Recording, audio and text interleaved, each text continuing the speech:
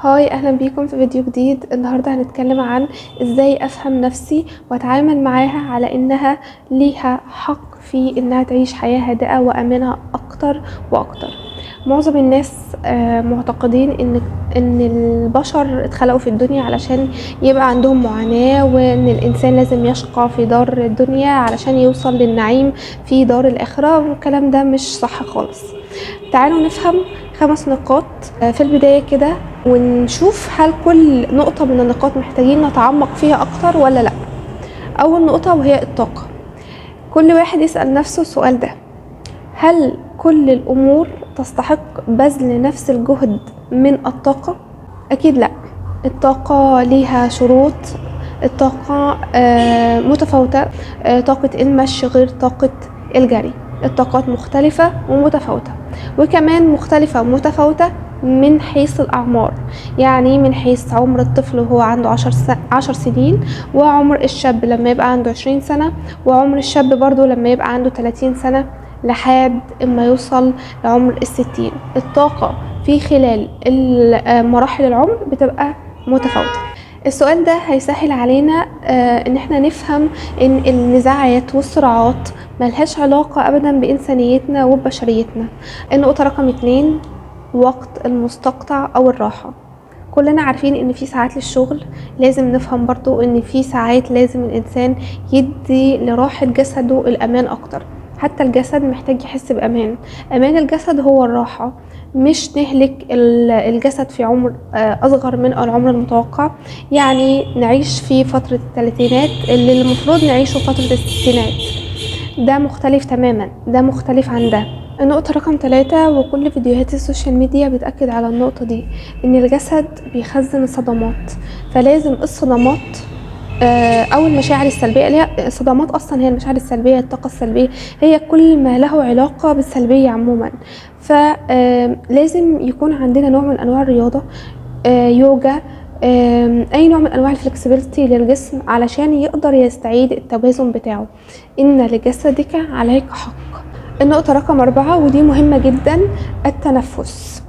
انا عارفة ان اغلبية الناس بيفسروا آية وفي ذلك فليتنافس المتنافسون في الاعمال الصالحة والعبادات.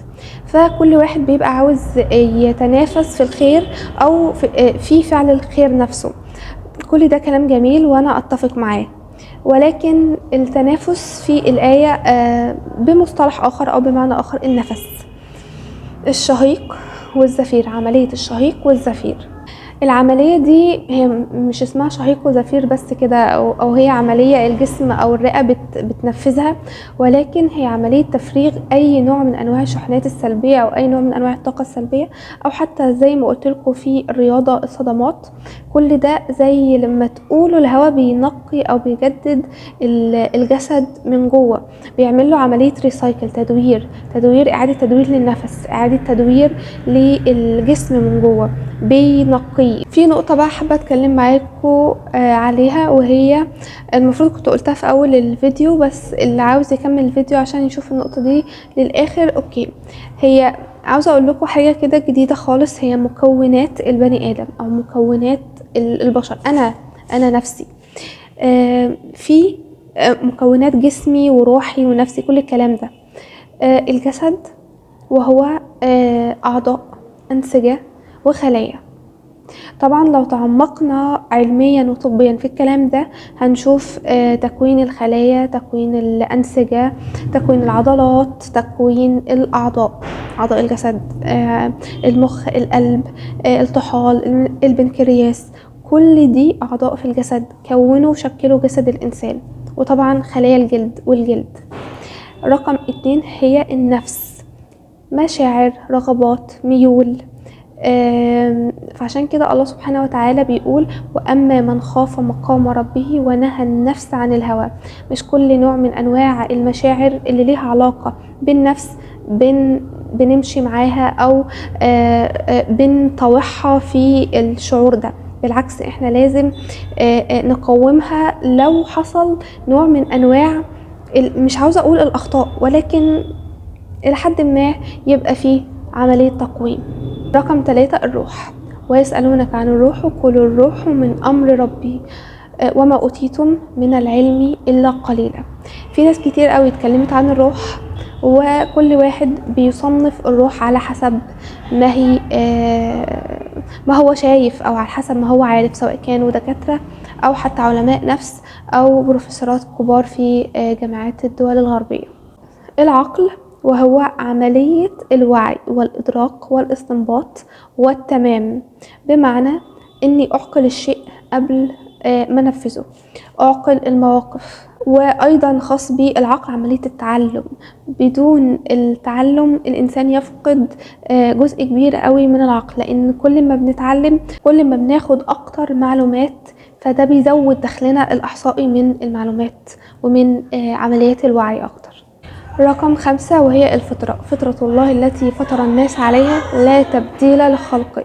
يعني الله سبحانه وتعالى هو من زرع فينا هذه القيم والمبادئ، فكل إنسان بيبقى عارف إن اللي بيعمله ده صح ولا غلط، وكل بني آدم عارف اللي بيعمله ده صح ولا غلط، لأن الإنسان يقدر من خلال الفطرة اللي الله سبحانه وتعالى زرعها فيه إن هو يفرق ما بين الشيء سواء كان إيجابي او حتى سلبي. رقم 6 وده اتعمل عليه فيلم، بصراحة مش عارفة اسم الفيلم قوي، بس قصته باختصار ان في بنت تعرضت لنوع من انواع الاعتداء واتوفت، فاخدوا القلب بتاعها، او يعتبر عملية العقل، يعتبر، او في ناس كتير بتسميه القلب هو نوع من انواع العقل في جسم الانسان.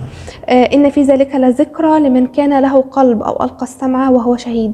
فحتى القلب ممكن نقدر ان احنا نفهم من خلاله عمليات كتير قوي. عملوا لها عملية زرع، يعني قلبها مع الوقت ابتدى يوريها كوابيس، وابتدت تشوف القاتل على حقيقته، وابتدوا يعيدوا النظر والتدوير في عملية البنت الأولانية.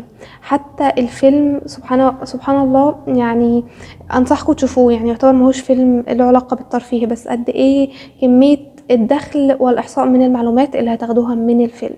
النقطة أخيرة وهي البصيرة.